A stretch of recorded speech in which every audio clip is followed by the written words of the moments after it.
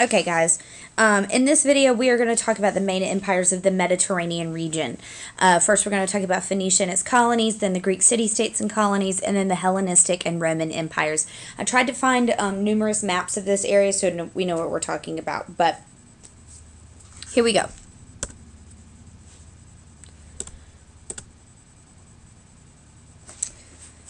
Phoenicia and its colonies.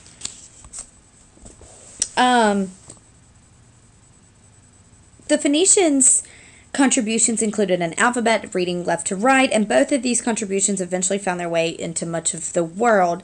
They began spreading their influence from their original base on the eastern shores of the Mediterranean, which was in modern-day Lebanon.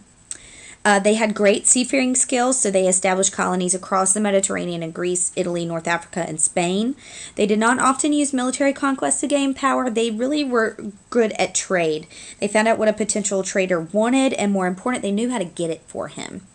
And they specialized in luxury goods. In fact, such words like diamond, cinnamon, and rose can all be traced back to the Phoenicians.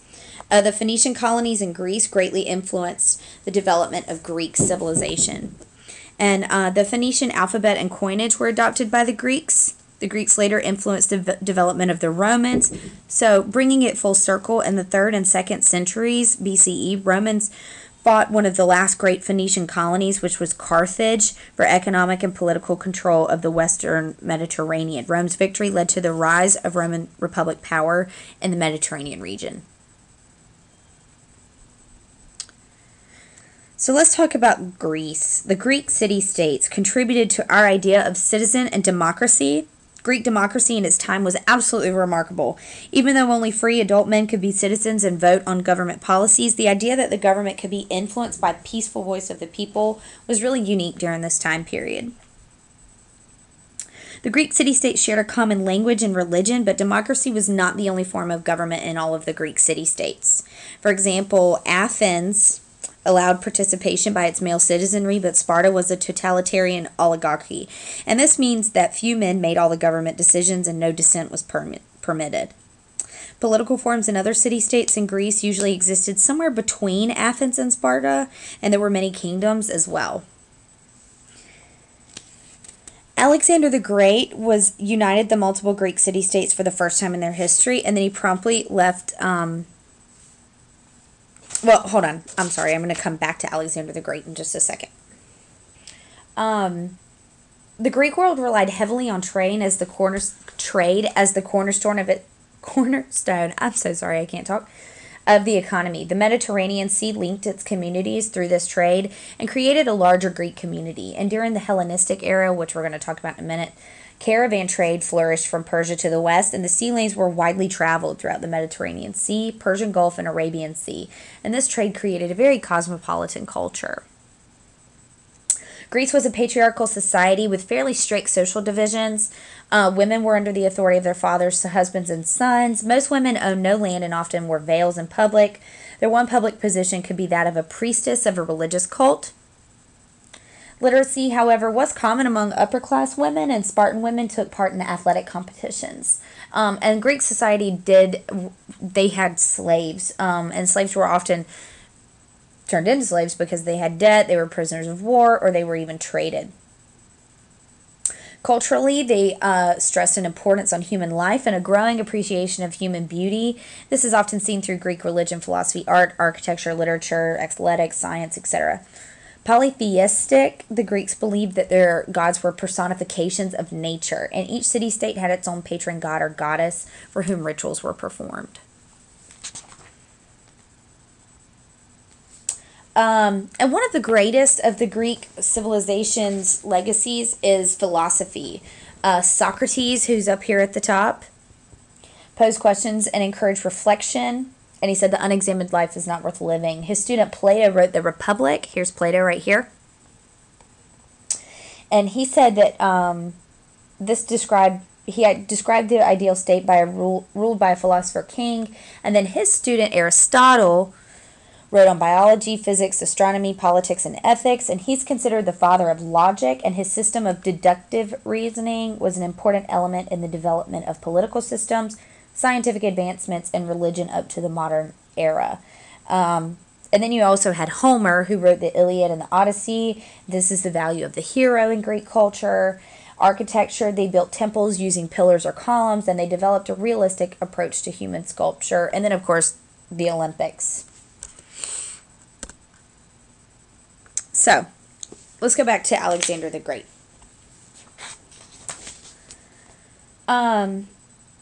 Greek cities in Anatolia, which is modern-day Turkey, resented what they viewed as the oppressive rule of the Persian Empire, and they revolted. This started the Persian War. Athenians sent their own troops in support. Two separate wars a decade apart. The Persians actually attacked the Greek mainland.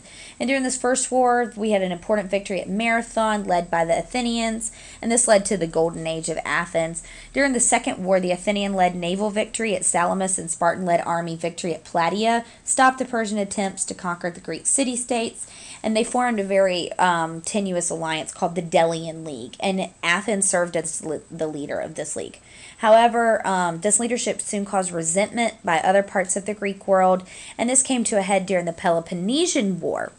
Sparta and Athens each led two conflicting camps, and although Sparta was victorious, there's a lot of internal conflict, and it weakened Greece and left it vulnerable to domination by stronger power, and this came from Macedonia. King Philip of Macedonia, King Philip II, consolidated control of his kingdom, moved into Greece, and by 338 the region was under his control. His next goal was to conquer Persia, but his son Alexander the Great was the one that actually did this. He was a skilled military commander and strategist.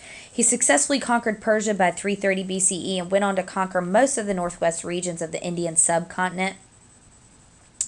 But then his troops were exhausted. They refused to go any further. And then at the age of 33, Alexander the Great was dead. What he left behind was the creation of the Hellenistic Empire and era. And this empire was divided among three of his generals. And they were the namesakes for these areas. Antigonid, which was Greece and Macedonia. Ptolemaic, which was Egypt. And Seleucid, which is Persia. The Hellenistic Empire... or the Hellenistic era probably will pop up on your AP exam sometime. And Hellenistic culture is simply the blending of Greek math, science, philosophy, literature, government, architecture, and art with existing forms in Egypt. Another key word that you need to be familiar with is called cultural syncretism. They might use that on the AP exam. Give an example of cultural syncretism, or what is an example of cultural syncretism, and the answer would be Hellenism. All right, so let's talk about Rome. The Roman civilization patterned much of its politics and culture after the Greeks, and over time, the Romans passed on these patterns to Europe, Southwest Asia, and North Africa. It's been said that Rome captured Greece, but Greece captivated Rome. And this means that the Roman army conquered Greece a century or so after Alexander's death, but then the Romans adopted many aspects of Greek culture. The Romans traded in many of their gods in favor of the Greek gods, but then they gave them Roman names. One exception was Apollo, which was the god of light and poetry, because the Romans really admired him. The Roman classical era includes both the Republic and the Empire. The death of Julius Caesar and the rise of Augustus marks the switch from the Republic to the Empire. And let me talk a little bit about the patricians and the plebeians. When in 509 BC, the Roman nobility overthrew the Etruscan king, and what had been a monarchy became a republic. And this means that a government, the people are electing the representatives. And this consisted of two consuls who were elected by an assembly that was dominated by the wealthy class, and this wealthy class was called the patricians. This system of leadership created tensions between the patricians and the common people, known as the plebeians. And eventually the patricians granted the plebeians the right to elect tribunes who had the right to veto, etc., etc. When a civil or military crisis occurred, a dictator was appointed for 6 months. We had a lot of change going on. We had the Punic Wars. Romans sacked the city of Carthage, and as Rome kept expanding, it transitioned from a republic to an empire. The wealth and power resulting from conquest led to a growth in problems, most notably the unequal distribution of land and class tension. The wealthy had amassed large plantations using slave labor, and small farmers just couldn't compete.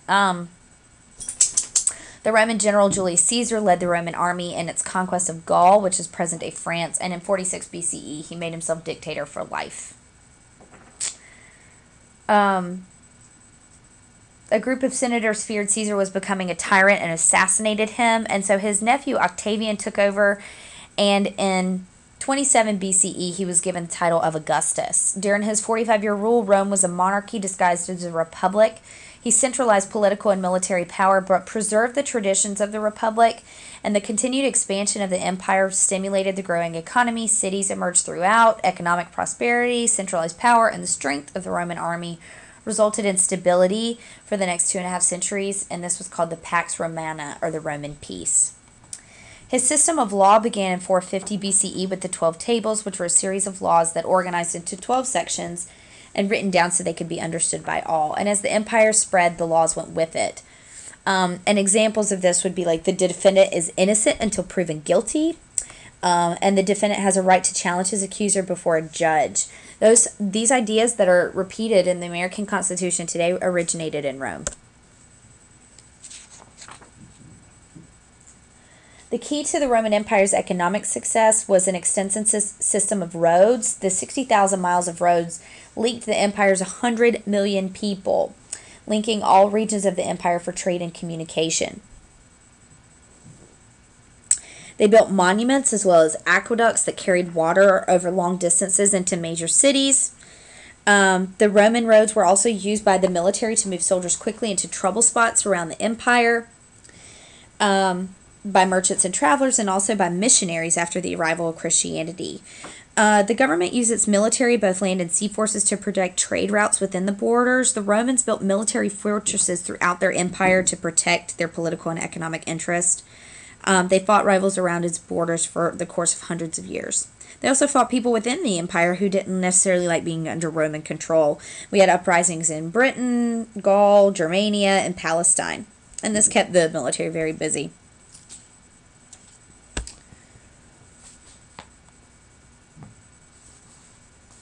The Romans also extended their influence by using diplomats and merchants who traveled far beyond Rome's borders to broker treaties and exchange trade goods.